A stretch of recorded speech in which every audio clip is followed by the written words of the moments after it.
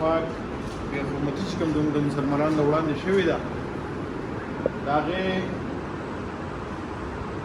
په ذات خود د دې زه هم مذمت کوم. زمونږ دغه یو پاکي کلام دی او په دنیا کې مختلف مذاهب دي، مختلف مذهبونه دي. مونږ مسلمانان د هغې احترام کوو، د هغو مذهب احترام کوو، د هغو د کلام احترام کوو. چونکې دا واقع بار بار راځي او بار بار دا مسلمانان ته دکھ درد پیش کیږي. په حیثیت چیئرمین د خپل پاکستان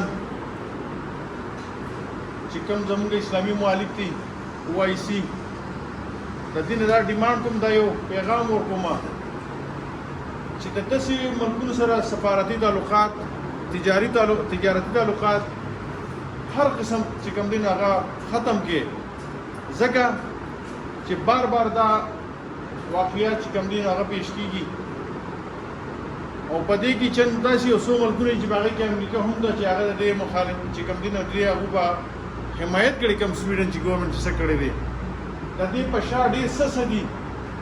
په بهرحال چې څه کېږي د مسلمانانو خلاف کېږي، د مسلمانانو د ملک خلاف کېږي.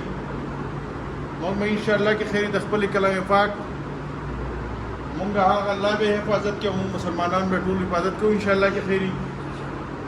زموږ سره په دې حال کې اقلیت هم ناست دی، د هغو هم شکریا ادا کوم چې هغه وروڼه هم زموږ سره په دې کې زموږ د کلام پاک چې کوم په حرمتي شوي ده هغو زموږ سره په دې قرارداد کې هغو متفقه خپل اظهار هم پیش کړو، خپل دغه هم وکړو، د هغه هم شکریا ادا کوم.